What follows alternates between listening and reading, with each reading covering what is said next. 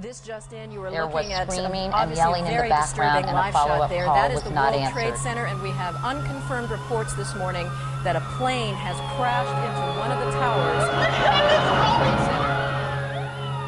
We have some problems over here right now, and we might have a hijack over here, two of them. We understand that a plane has crashed into World Trade Center. Oh my God, another plane has just hit another building, flew right into the middle of it. Oh my God. Oh my goodness. Oh God. There's another one. The crash of these two aircraft into the towers of the World Trade Center, New York, appear to be an act of terrorism. Open up the windows, I guess, because they're trying to see themselves. I don't know. Over the police radios among the emergency workers, I can hear them screaming, calling for help. United 93, have you got information on that yet? Oh, there it goes, there it goes, there it goes! These two huge towers, there is now nothing. This is perhaps the most horrific sight anyone could have witnessed in a lifetime. I cannot believe my eyes. It's been 18 years since the September 11th terrorist attacks that shook America. On that day in 2001, 19 men hijacked 4 U.S. commercial airplanes bound for the West Coast. At 8:46 in the morning, American Airlines Flight 11 crashed into the North Tower of the World Trade Center in New York City. 17 minutes later, United Airlines Flight 175 struck the South Tower. Approximately 30 minutes after that, at 9:37, American Airlines Flight 77 crashed into the Pentagon in Washington, D.C. Then, roughly an hour after the first attack, the fourth plane, United Airlines Flight 93, traveling from Newark to San Francisco, crashed near Shanksville, Pennsylvania. And later that day, at 5:20 p.m., a third building came down in Lower Manhattan. Upon the collapse of the Twin Towers, dangerous toxic dust containing asbestos and smoke filled the air surrounding the area. At the World Trade Center, 2,753 people lost their lives that day. At the Pentagon, 184. At Shanksville, 40 passengers and crew members aboard the aircraft died when it crashed into a field. In only 102 minutes, 2,977 people lost their lives. The victims ranged from 2 years old to 85 years old. An additional 10,000 people suffered injuries directly related to the attacks, many of them severe and extremely critical. Of those who perished, 343 were New York City firefighters, 23 were New York City police officers, and 37 were officers at the Port Authority. Within seconds, these heroes rushed to the scene to rescue and recover whatever and whomever they could. And for them and the other tens of thousands of responders and victims in Lower Manhattan and its aftermath, the events of 9/11 didn't just last 102 minutes or 24 hours. For them and their families, 9/11 never ended. Everybody's mentioned it so far today. We keep talking about 18 years later. We keep talking about 2 decades. For the 99% of the American population, yes, it's been 18 years. It's been almost 2 decades. But for the 9/11 community, it's yesterday. It's the longest day in the history of days that's never ended. So what your 18 years feels like is really 18 hours to me. You know what I'm saying? And if you put it in perspective, 9/11 still has a crippling effect on tens of thousands of Americans because that scar has not been allowed to heal. Whether they lost a loved one that day, whether they got sick, whether they lost one because of an illness, everybody knows somebody. That's just 6 degrees of separation here in the United States. Everybody knows somebody somehow, some way. But it's the longest day in the history of days. According to recent CDC estimates, by 2020, more men and women will have died as a result of 9/11-related illnesses than those who died during the attacks. The first time I came across these estimates, I was speechless. I couldn't understand how something like this could have gone unnoticed. These men and women who were affected by the aftermath of 9/11, they're home wondering why. Why was I treated like shit by the federal, state, local governments? Why was I treated by my union like that? I can't answer for them. I can only answer for what I do, and that is to repair damaged people, to try to make them whole again, to give them hope, to give them faith, to let them know that humanity does exist, that I still care.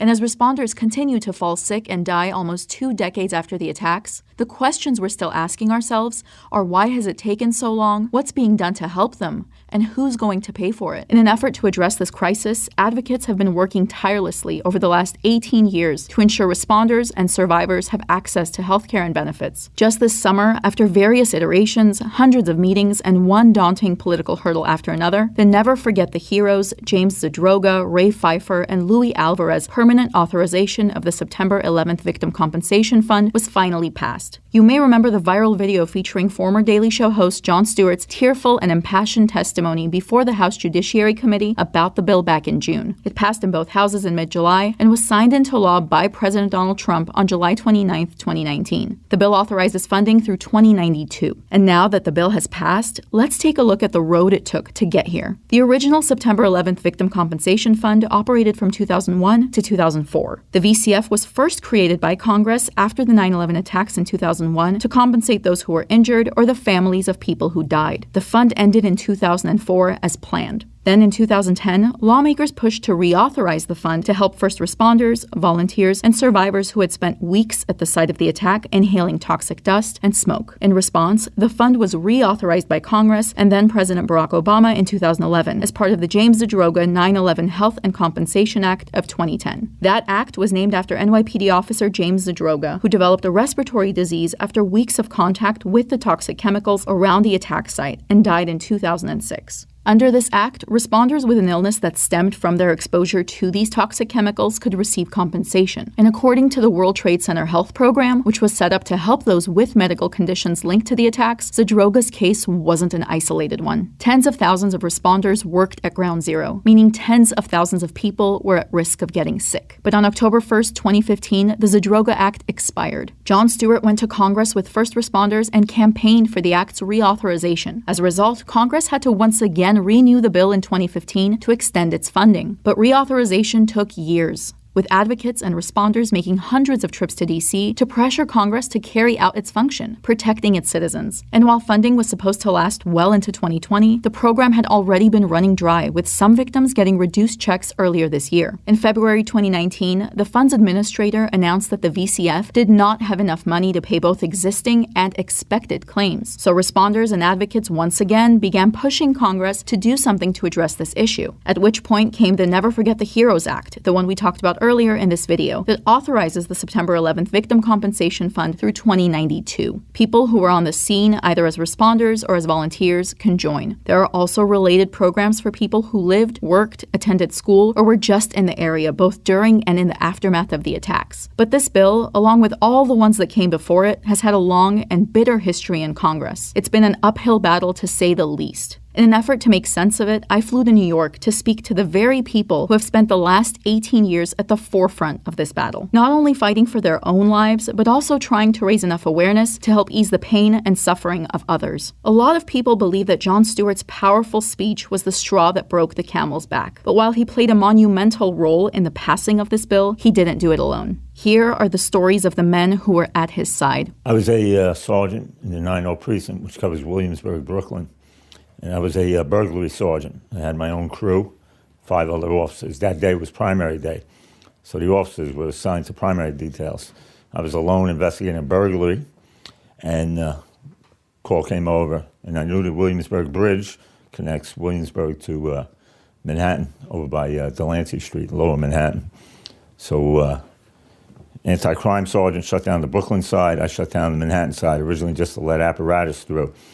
Then the second plane hit, and now I realized we were under attack. And when I was in the service, in the Army, I was deployed to Bosnia and Herzegovina. One of our primary missions as an MP, we had to secure a bridge that connected Croatia and Republika Srpska, Serbia. That was blown up and rebuilt. Immediately, I went back to, all right, we're at war. We're going to secure this fucking bridge because they're not going to blow this bridge up. So I secured the bridge over at Delancey and Clinton. Then later on, it turned out to be a mass exodus of people. I remember going over the air, I need more people, mass exodus, and people just came over that bridge like zombies, covered in dust, staring, and that's where I was on 9/11. I'm a retired New York City police officer. I was a paramedic for 25 years. On the morning of 9/11, I was sitting in my office at 40 Foley when the first plane went by the window. And we were talking about how the night before the game got rained out. We were at the Yankee game the night before. And it was a horrible, horrible night that night. And that morning was just crystal clear. And the first plane went by. And then what was that? Looked out the window and then was looking out the window. To understand where 40 Foley is, it's about, it's about 10 blocks northeast of the Trade Center. And when the second plane came in, you could feel the heat and the concussion come off the building from where I was standing looking out the window. And you just go into it. Everybody, John was working that day, Richie was working that day, Tommy was working that day, and it's just something that takes over, like, I have to get there to do something. And everybody's sitting at the table, the 40 people we were down in D.C. with, unfortunately, the countless people that we've known personally and gotten to know who've passed away, that was something that was in them, and when Luis Alvarez testified, when John brought him down to D.C., one of the things he said was, I didn't want to be anywhere else but Ground Zero when I was there. And whether you were at Ground Zero, Fresh Kills, or if you were down at the Pentagon or Shanksville, every single responder, including everybody sitting at this table, will say the same thing. Didn't want to be anywhere else but there at the time. So after the first plane hit, the commissioner called over to me because I was the highest rank in uniform under the chief, and he said, take everybody out of the building and see what PD needs, because the amount of vehicles that were coming down from all different areas, and then the people after the first plane hit were coming to evacuate. They were worrying about everybody getting hit by cars and everything else. So our guys on both sides of the buildings kept everybody out of the streets, and then with that, the second plane came from behind and blew out the front. Where I was standing, I thought it was a bomb. I didn't see the plane come, but the big explosion, and that's when both towers were on fire, and that's when the people started. They had a choice, either we're going to burn up or they jumped out the building, and that's when they started jumping out the building. And then we got word that one of the towers was going to implode to get out of the street. And so we evacuated everybody out up back into the building, and then we watched it from the 6th floor from the commissioner's office, monitoring the radios, the citywide radio. And that's when the towers came down, one after the other. And then an hour after that, the commissioner, myself, and a few other armed team members responded down there and thought about what can we do down here too, because this is a disaster area. And the correction department, which a lot of people don't know, brought the first 300 plus body bags down there. We have 2 storehouses on Rikers Island that are the size of football fields that had supplies that we brought down, 5-gallon bottles of water, probably a couple hundred of those. We brought down the first 80 generators with lights for that night. And our emergency service, just like PD and fire, were activated. We had 111 officers and captains that are assigned to emergency service that were called in if they were off to come in. And then he started teaming up and bringing them down to Ground Zero. And they started with the search and rescue. And then after that, the mayor had all the commissioners from the different agencies meet at police headquarters to see how we're going to coordinate the efforts down at Ground Zero. And the correction department was given the task of running the morgue. So our support service division, which builds and maintains the jails, went down to Bellevue where the morgue was set up and put up these tents for a temporary morgue. And then as the body parts and stuff were found and put in body bags and brought up to this morgue, makeshift morgue area, our correction guys ran the morgue. So, and then that continued on for months. And then I stayed with the commissioner, and every day we were down there. I was down in my office on 60 Hudson Street every morning, went down to see the midnight guys. They did 12-hour tours. And then after that, went back out to commissioner, and he went down, and then we made our loops to the Staten Island landfill, where they also took all the debris, and they had conveyor belts set up where guys were looking through body parts and any kind of watches, wallets, anything like that, and they had buckets by the conveyor belt. They would put whatever they found, they would put in different buckets. Listen, I've been given the gift of blocking out what I saw. I've been given the gift to try to forget those 5 days I was there. If I do shut my eyes, I remember the smell. And I think it's a conscious choice now, 18 years later, for me. For me to be successful in what I do now, helping the 9/11 community, I had to block out those 5 days.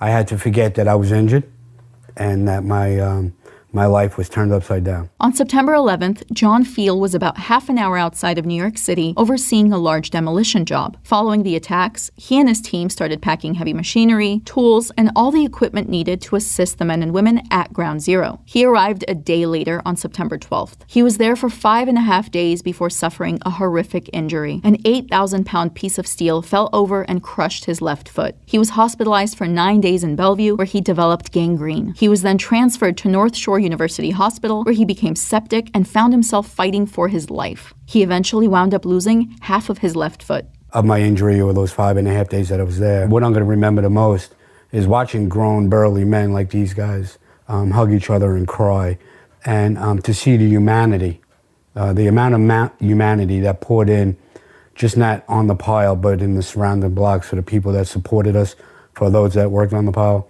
I'm going to remember that. I'm going to remember the good.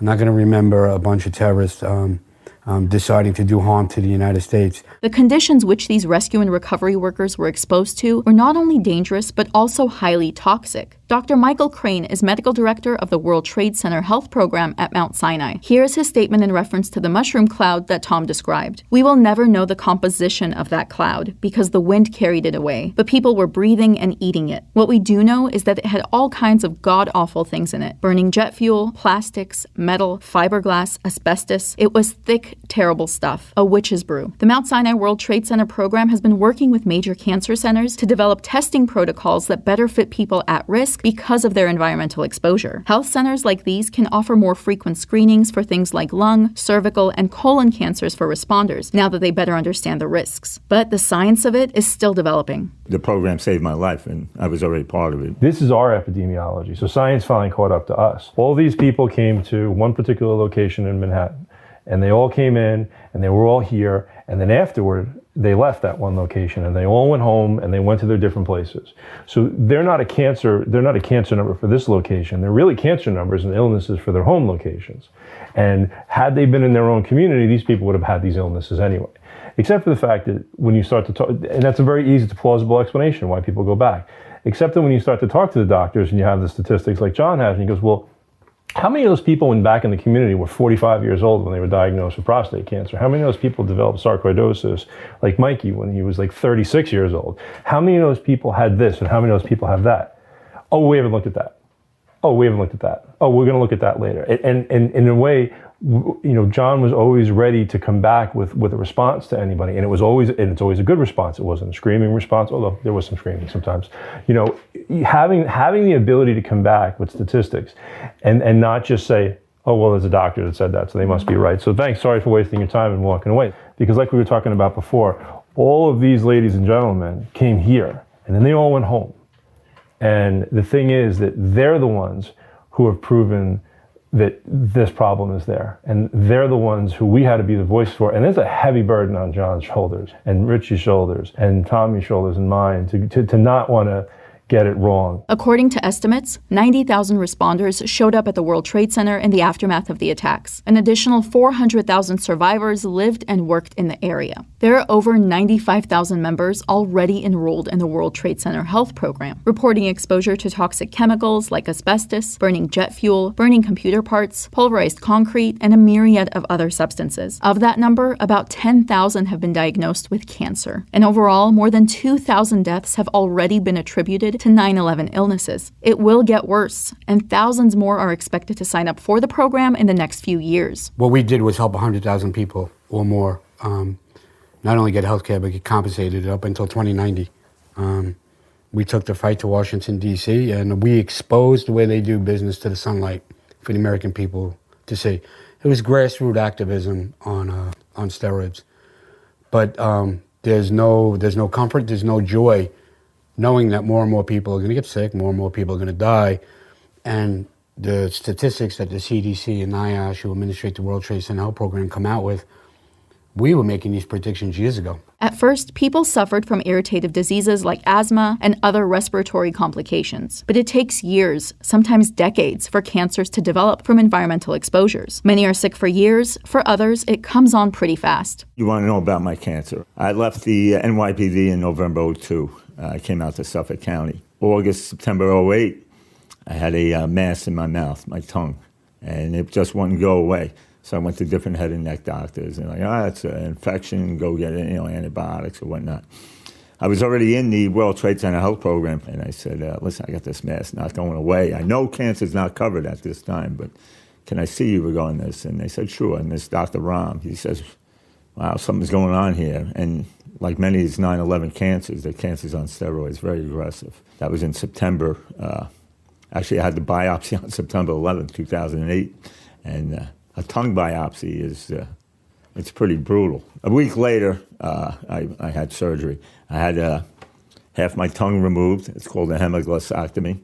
And I had my wrists cut out here, and that was implanted into my new tongue. And then that scar there, you see, I had that artery. I had this artery removed, and that was, I had a radical neck dissection, and that clamped there. It clamped this artery and implanted there to resupply my new tongue. And then I had a second neck dissection to remove lymph nodes. And then I had a piece of my thigh implanted in there. Because of the aggressiveness of the tumor, I had to follow it with 6 weeks of radiation. I was 38 at the time. And you don't want to get radiation when you're young, but I had to get it because of the aggressiveness. It was called what they call paraneural. The tumor spread into the muscles. When you have cancer, you just want to fucking, like these men, you just want to fucking drive on, keep going. So I went back to work January 1st. 3 months later, I was out directing traffic at a SPI, serious physical injury, motor vehicle accident. I was crushed by a motor vehicle and airlifted to Stony Brook Hospital. I wasn't back up to my fighting limit weight. I lost 100 pounds through the whole cancer treatment. I've been cancer-free, followed up over all the years, PET scans.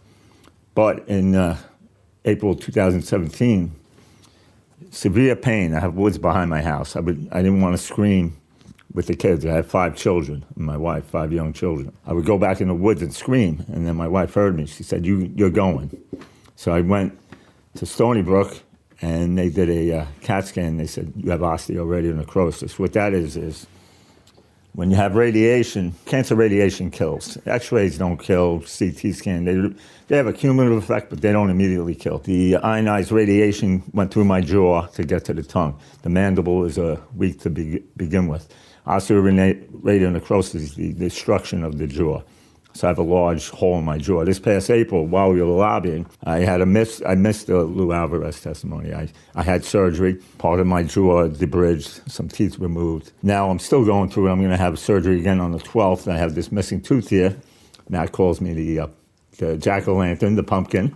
You know, I'm going to get this grafted on. Cancer radiation is the gift that keeps on giving. But I'm still driving on. I'm working full duty right now, and that's that. Significantly higher rates of blood cancers and now kidney cancer are being diagnosed among responders. The wide-ranging period between exposure to a carcinogen and the diagnosis of cancer adds to the confusion in predicting what will happen and when. Add that to an aging responder population, and you have a potentially dire situation. The average age of a 9/11 responder is now 55. While many people face a cancer diagnosis as they age, according to Dr. Crane, the rate of some cancers among first responders is up to 30% higher than in the general population. And these numbers demonstrate the continued loss. As of 2019, 222 current or former members of the New York City Police Department have died of 9/11-related illnesses. 47 have passed in the last year alone. That's already more than double the number of officers they lost on September 11th. The New York Fire Department lost 343 members that day. And in July 2019, the FDNY lost its 200th firefighter, Richard Driscoll, who passed from 9/11-related illnesses. So many have died since the attacks that a new tablet had to be added to the Hall of Heroes to accommodate all the names of the fallen. But even with these numbers and the CDC estimates, no one can know for certain just how many people have already passed. Neither the World Trade Center Health Program nor the Victim Compensation Fund have kept records on how many people have died of a 9/11-related illness. We're beyond those numbers already. I said we're beyond.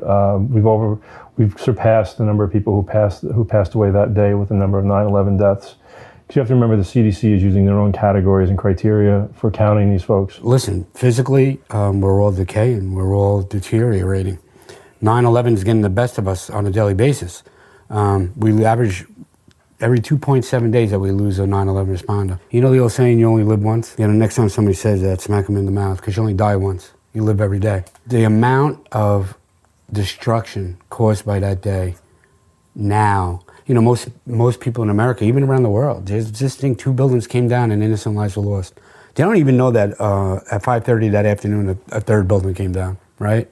But then they don't know the aftermath. They don't know that these guys inhaled those toxins through the nose, mouth, and skin. The absorption of those toxins has literally killed thousands of people and has made tens of thousands sick. 18 years later, it's getting worse. We haven't seen the next wave of cancers come, which is the asbestos cancers, which is coming. And it's going to be wearing bells, and it's going to punch the 9/11 community in the mouth. Everything that NIOSH or the CDC or the DOJ or anybody with 3 letters in front of them predicts, we've already predicted. And I'll tell you why we're better than them and why we know more than them, because we're on the front lines of the 9/11 community. We're embedded in the 9/11 community. We see it, we live it every day. Every day. And contrary to what many believe, cancer isn't the only threat to the lives of these responders. I was 43 years old and ended up having a quadruple bypass. They got me before I had a massive heart attack, but I was heading in that direction. And subsequently after that, in the next 5 to 7 years, I have 8 stents put in my heart. After that quadruple bypass, I still couldn't breathe, and that's when I was diagnosed with asthma. And one thing led to another, getting into the World Trade Center Health Program.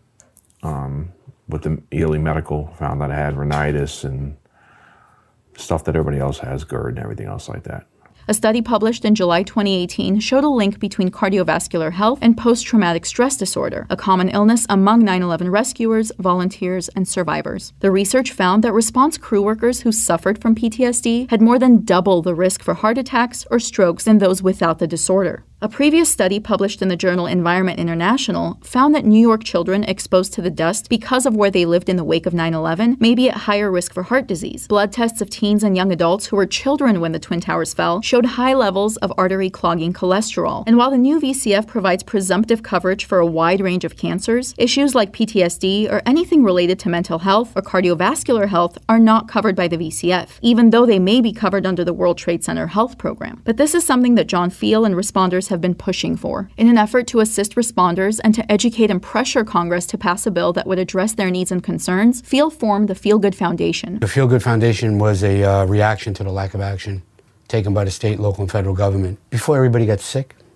and denied benefits or had to fight for themselves, I got hurt, and I fought for myself first. I didn't have the luxury of the Feel Good Foundation to help John Feal.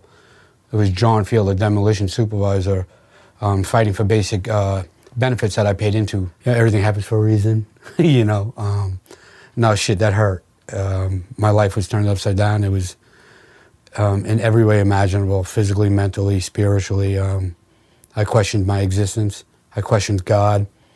I questioned if today was Friday. But again, my whole life has been about fighting. Yeah, I mean, well, Mike Lee, Rand Paul, and I think even Mitch McConnell, there was a lot of resistance there. But after the bill passed, you said in a CNN interview when we were actually sitting with Jon Stewart, you said that Mitch McConnell is a human being. In 2010 and 2015, we had really bad meetings with Mitch McConnell. Bad. In 2015, they escorted me to his office with 4 guards with AR-15s. That's insulting. Starting in 2005, I got a bill called the Walsh Amendment passed. And then in 2010, the Sedroga bill. Then in 2011, the interoperability bill. And in 2015, the Sedroga bill again. And then now this again. I have more time on the Hill than most freshmen and sophomore members of Congress. I made 282 trips to D.C. I've had over 1,700 meetings. I think my body of work, our body of work, finally was recognized that we were staples in the D.C. community, and that we couldn't be put aside anymore. And we were a formidable adversary, and they had to respect our body of work. And I don't think they wanted to see us anymore. I think they wanted us gone. And eventually, Mitch McConnell gave them the commitment they were looking for. We had this meeting with Mitch McConnell, and he came in. He shook everybody's hand. We sat down. And then the senator went to speak, and I said, "No, sir, it's my turn." And I spoke for about 8 minutes. And then he tried to cut me off. I said, "Sir, I'm going to respectfully ask you to let me finish, because I got about 15 years of frustration that has to come out." As I was finishing up, I looked at him, I said, "Sir," and I shook his hand, and I just slid on the badge. I said, "This is Luis Alvarez's shield. Louis wanted to have this not as a token of appreciation or a thank you or a gift from a man that's about to die, but as a reminder that you're a human being and you have a job to do. Louis didn't say that, I made that up, but I wanted him to feel it. Then I just said, if this was my shield, I wouldn't give it to you, because you haven't earned it. But Louis is a better man than me. So now you have a responsibility to get this on the floor before the August recess. You could do the right thing. And then I said, let's not kid ourselves. I also know you have an election coming up, and this one's going to be a tough one. He actually got watery-eyed. I was like, what? Can I curse? I was like, what the? Mitch McConnell, the person that everybody sees, on TV, that's so cold. And I was like, wow, this man's a human being. He gave us a commitment, and he stuck to his word that he would get this done before they went on their summer recess, and that he wants to get this done. Do you feel like now this is your life's purpose? I don't know. I don't think I've scraped the surface of what I'm capable of doing. I think there's something bigger on the horizon. And again, what somebody else might not see is this being big, what we've accomplished. I don't know, but I know there's more for me to do. And if it turns out that it's bigger and helping more people, so be it. One of the many goals of the foundation now is to get more illnesses added to the bill so that more people are covered. What are some of the illnesses that aren't part of it now that you'd like to see on there that you're advocating for? Neuropathy, autoimmune, heart. And we're confident over time and in the near future, more and more illnesses will get added. Everybody thinks when, July 29th came and President Trump signed the bill that we were all going to go home and, eat Skittles and, frolic through the tulips. We have a lot of work left to do. And we're not done. In the beginning, when we first went down in 2010, we didn't have the medical documentation to support what we've been trying to tell them since 2008, that this is going to get worse as time goes on. They just took it by the side, yeah, okay, and we moved on. But we got a bill passed, and they only gave us a 5-year bill. And then when we started going back in 2010, now we started having evidence showing them that, listen, this is how many people are affected, this is how many died, and the cancers that haven't even come out yet. And then we went back in 2015, now we had even further. So now they're starting to get on board. Now they want to try to get out in front of it for something that we've been preaching them for over 10 years to try to say, well, we knew this was going to happen. No, you didn't. You fought us on every level whatsoever. Now that we finally come to you, presenting you with a book that John put together, showing you broken down by district in each state how many people are sick, now you're finally going to get on board. And what was the resistance? What were they saying? What was their argument? In 2010, when the bill got passed, there was no cancer. At first, they didn't believe us until we had the breakdown, and John put this book together to show them by. You get a state in the middle of the country where you go into... In the very beginning, they said we weren't sick, we were making it up. Then they said it was a New York issue. Then they said, well, where are you going to get the money? Where are you going to find the money? How are you going to pay for this? Every time they came up with an excuse not to support this, we gave them 10 reasons to support this, and then they would move on to the next cherry-picked excuse. And we just kept rebutting them. And listen, at the end of the day, and people forget that the Feel Good Foundation, we got a bill passed in 2011 called the Interoperability Bill passed. And the radios failed on 9/11. And that bill went into effect a year and a half ago. And God forbid there's another Mother Nature, terrorist attack, man-made, whatever the case may be, national law enforcement firefighters will be on the same frequency. We get too much attention on the other bills, but we also got 5 bills passed in Albany. You said you were 13 for 13. Yeah, and that's not bragging. That's just being able to outthink, out-hustle, outsmart, and outmaneuver, and get in people's faces. If you are in the position to help, you have the power to help, and you don't help, that's where we come in. While these men are advocating for themselves and others in their position, time is not standing still. They're still working, barreling through their illnesses, racking up debt, and spending weeks on Capitol Hill, away from their families. Going to D.C. was the actual easy part. It was the before and after that added years to our lives. Then the added stress of Rich and I, Matt, having to worry about, we got 4 guys coming down, all 4 of them are in the same car. One has got oxygen, the other one has stage 4 cancer. Their wives and make sure my husband takes his medication. Don't let my husband die.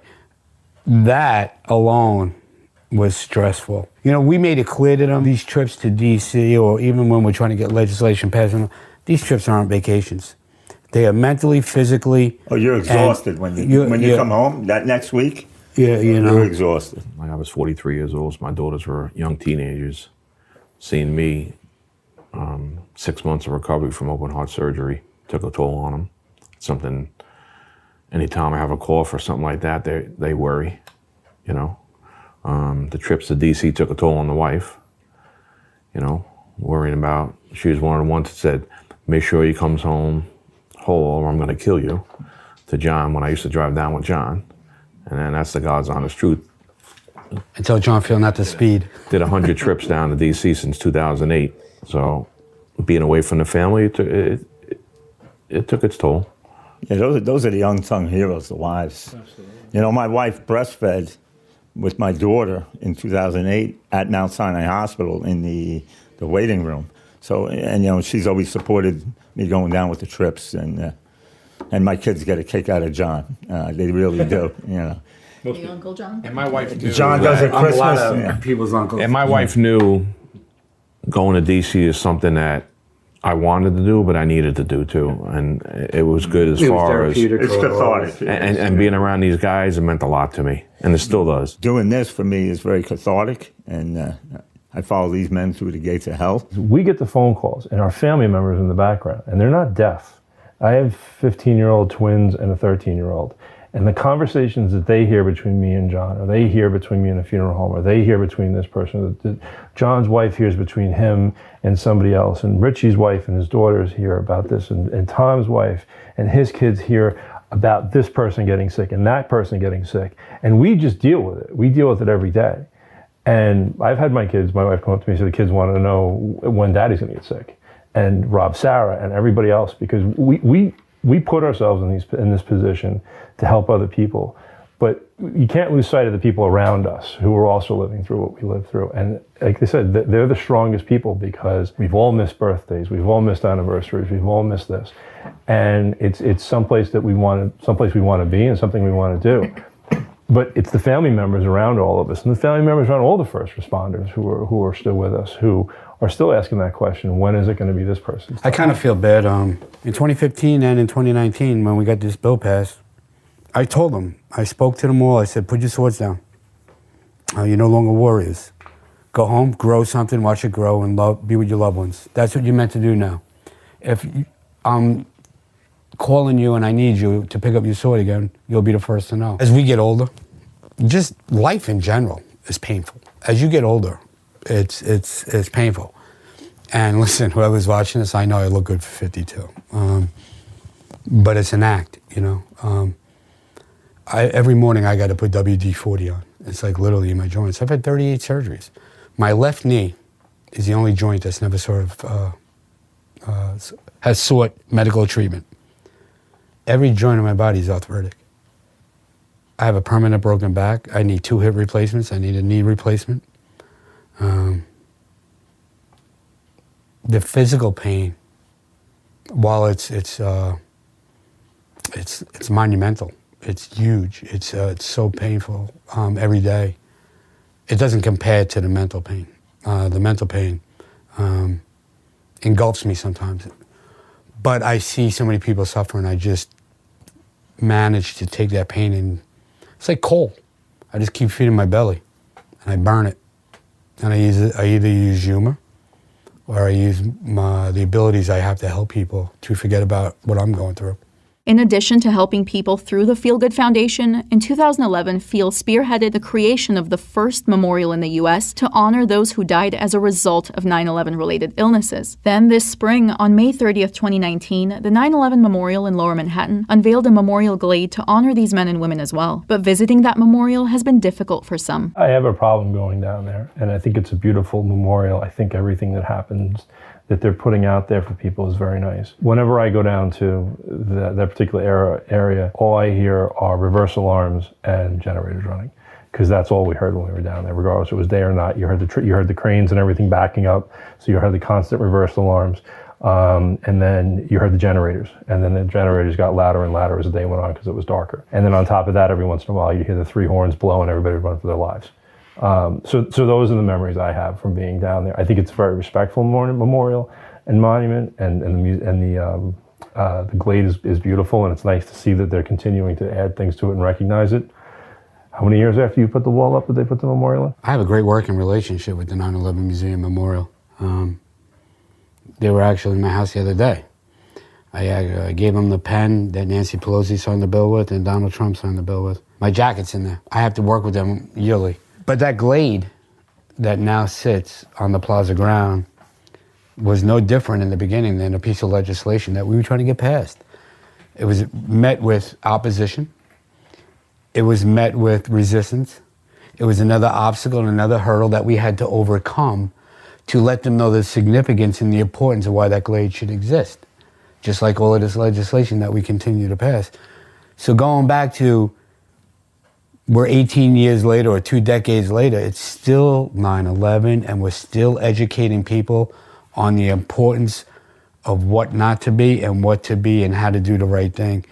And for years, we fought to get that Glade there until they finally agreed to do that. But there was years of being persistent, years of educating them, years of letting them know that they're not just that day, but following days and following weeks and following months. And now, 18 years, that museum will be here way past we're all gone.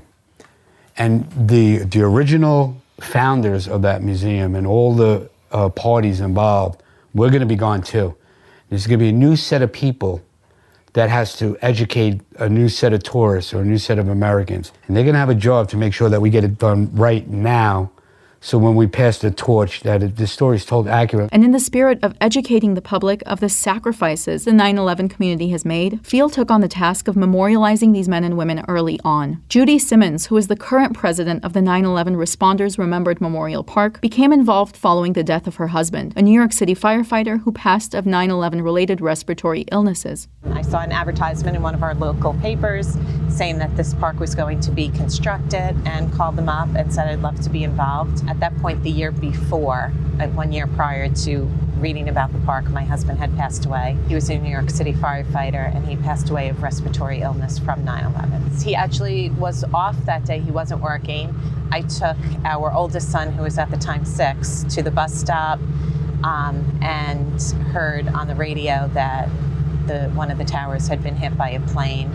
I made the mistake of telling my husband that, and he packed everything up, went to his firehouse, grabbed his gear, and made it to the towers just before the second collapse. He didn't come home till Saturday night, and then he went back again on Sunday. So he was there initially the first 6 straight days without leaving the site. About a year and a half after 9/11, his cough never went away. He had a cough, but it became chronic. His breathing function in 2005 started plummeting. He would be out of breath just going up the stairs at our house. I often said to him, you need to see a specialist, and his answer to me was, if I wasn't okay, they wouldn't let me work. However, I found out after he passed away, he was hiding his respiratory issues from the fire department. He was seeking outside doctors to prescribe him with inhalers and asthma medication. He didn't want to leave the job. I don't want any other wife, husband to join the Widowers Club. It's one club I want to keep very small. I don't think the public realizes that 9/11 hasn't ended yet.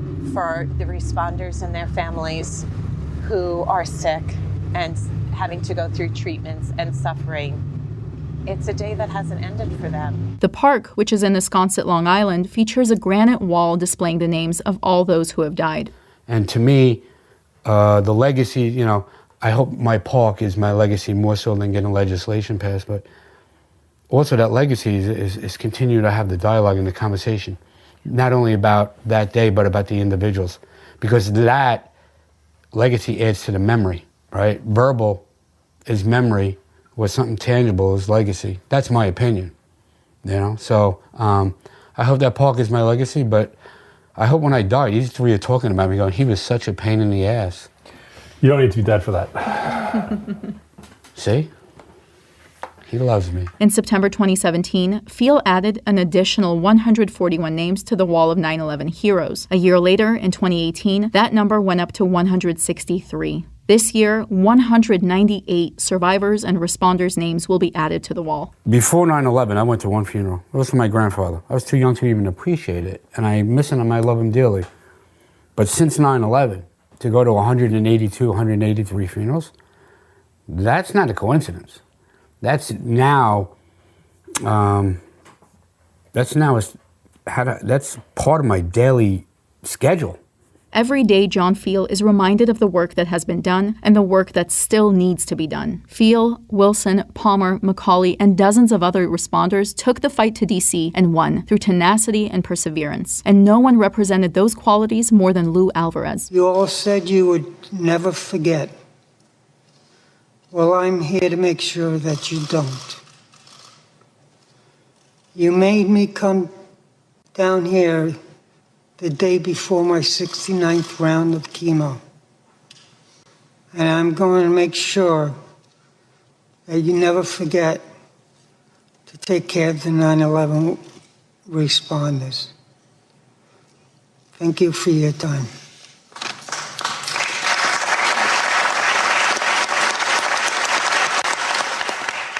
He's no different than any of the other 9/11 responders because he was where he wanted to be when he was there, and everybody wanted to be there. And then he took that step forward, and he became this internet inspiration for a lot of people, where he would be at 40 rounds of chemotherapy, 50 rounds of chemotherapy. And yet he'd find the time to get on the phone with somebody who was having a tough time with their third round of chemotherapy. Come on, buddy, don't, keep going, keep going, keep going. And that was his thing. As it got deeper and deeper into his treatments, into the 50s, and then you're into the 60 rounds. And then he's like, I want to be part of this. I look up to John, I see John doing all this, I want to be part of this. And that's what led to coming down. And he's a quiet guy, but at the same time, he also knew that when you're 60 rounds of chemotherapy in, people listen to what you have to say. He thanked us, and it's a very uncomfortable thing to have a guy who's 69 rounds of chemotherapy in thanking you for something. And we're like, no, you don't have to thank us. We have to thank you. It's like, no. What more can I do? What more can I do? Even after he testified on June 11th and sat down there and said, you made me come here. Next day, we're on a conference call together. He's like, all right, what are we doing now? What are we doing now? And meanwhile, this is when he's in the hospital. From June 11th to then June 29th, when he passes away, is 18 days. Yet during those 18 days, he's spending the time with us. He's spending the time to make sure the word gets out. He's checking in with John on a regular basis. And he just goes to that level of somebody where you're like, and at the same time, he would sit there at night. The Yankees went on a hell of a winning trip during that time period. He's sitting there with his son David and the rest of his family watching the Yankee game. I had the opportunity to speak with him. I was away the day before he passed away, and called him on the phone, and he's like, all right, I'll see you on Saturday night. And the last words are, I love you, buddy. And he said, I love you too. And that was it. And then he went to sleep. And that was the end of it. But he lives on. He came to D.C. before with us. He came to D.C. afterward. John has done things in an incredible time period. When you go from June 11th to then the House passes a bill, then the Senate passes the bill, and 30 days later, Lou dies on June 29th, and 30 days later you have a House bill, a Senate bill, and the President of the United States signs something. Short of an act of war, that doesn't happen. So John has credit that he gets this through in less than a month. So these guys are, they're responders. They wanted to be there, but there are those that just, they never wanted to let anybody else down. Someone else who didn't want to let anyone down was Jon Stewart. Today it's about the heart of James Zadroga and Joe, and the integrity of Ray Pfeiffer, and the courage of Lou Alvarez, and the tenacity of John Fiel. They lifted this 9/11 community on their shoulders, and they carried them home. We can never repay all that the 9/11 community has done for our country, but we can stop penalizing them. And today is that day that they can exhale, because unfortunately the pain and suffering of what these heroes continue to go through is going to continue. These families deserve better, and I'm hopeful that today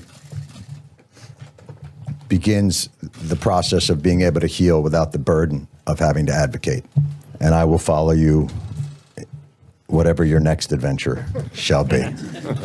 Fiel and Stewart first spoke in 2010 when Stewart hosted 4 9/11 responders on The Daily Show to talk about Congress's inability to approve a health program for men and women who were at ground zero. 5 years later, Stewart invited these men back on the show, but only one, Kenny Specht, was healthy enough to return. 2 were too sick to attend, and the other had passed away. Stewart was shocked, but further motivated to join forces with these men to get something done. Fiel himself was unable to attend either taping, but the conversations that followed between the two men created an everlasting bond. Let me tell you something about Jon Stewart.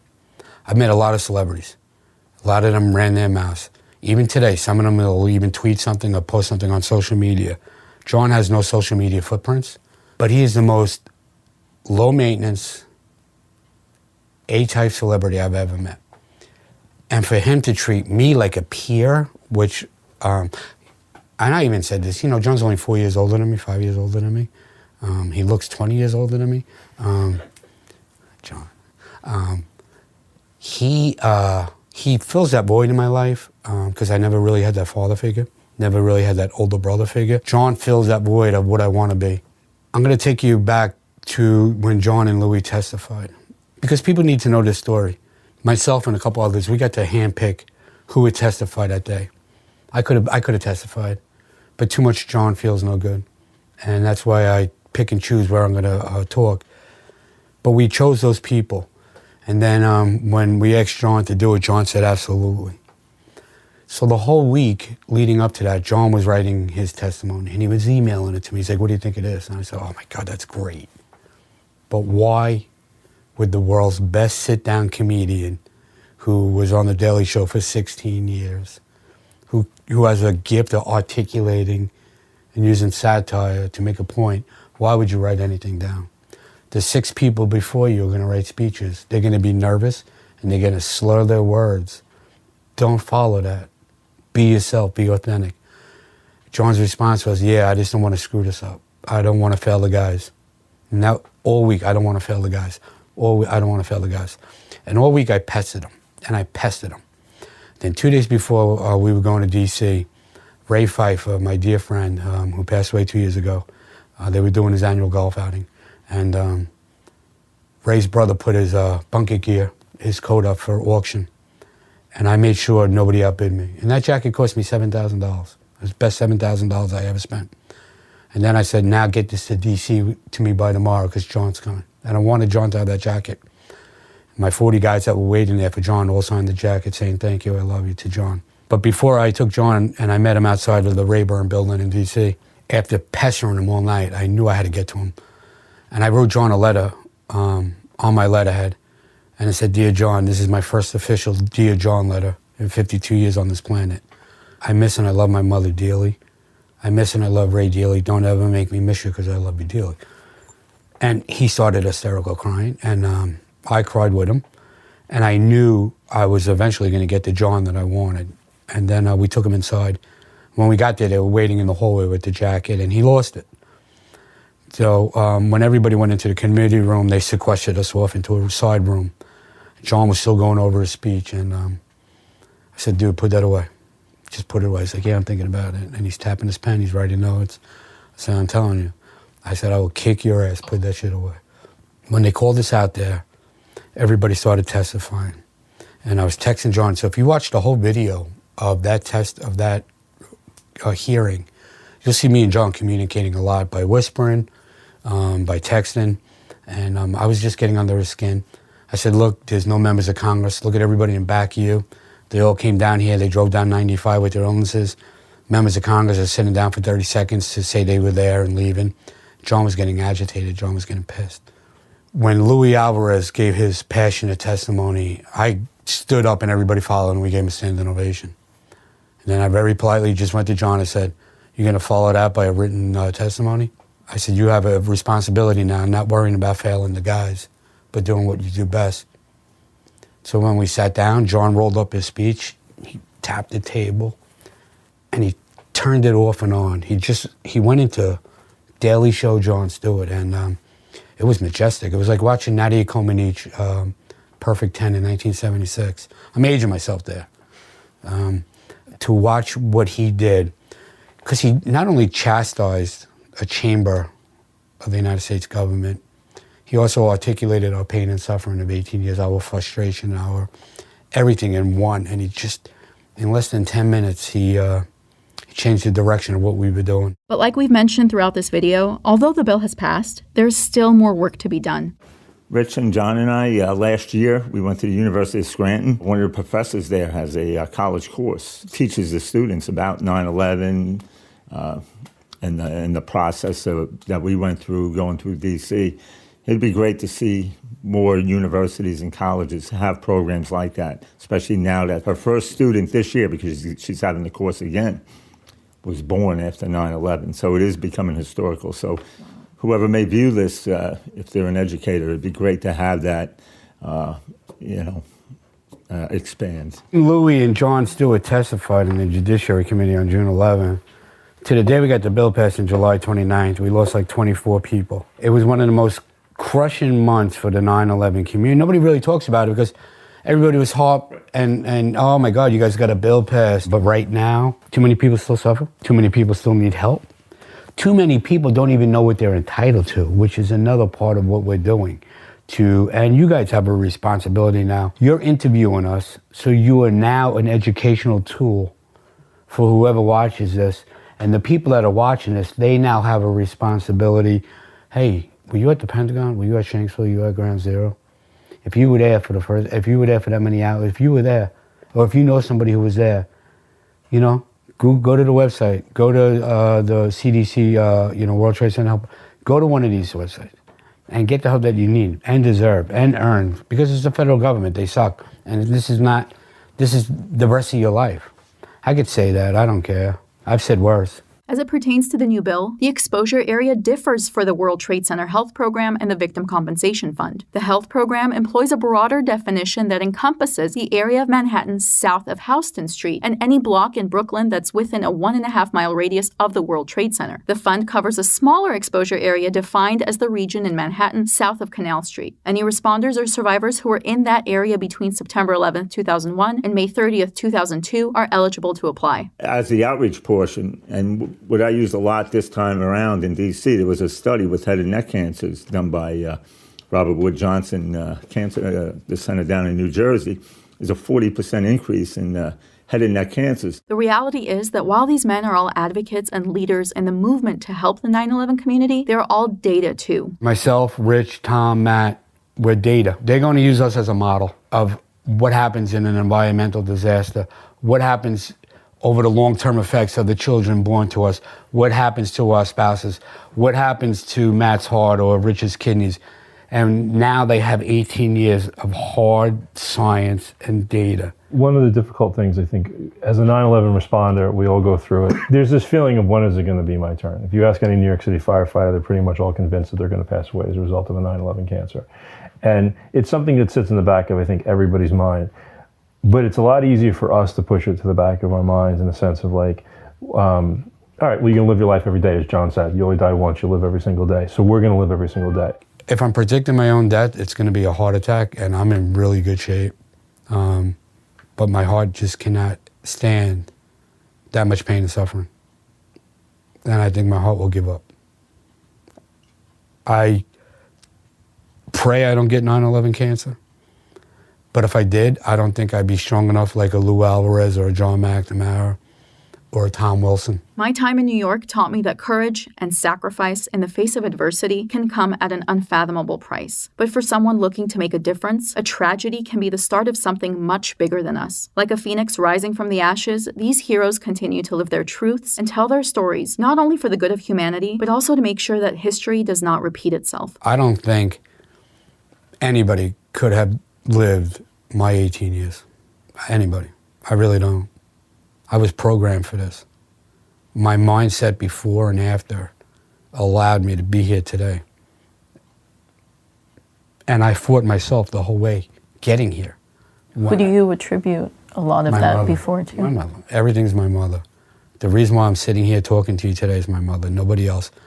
No father, no brother, no sister, no uncle, no words of advice from my kindergarten teacher, the lady at CVS, no priest, no higher calling, my mother.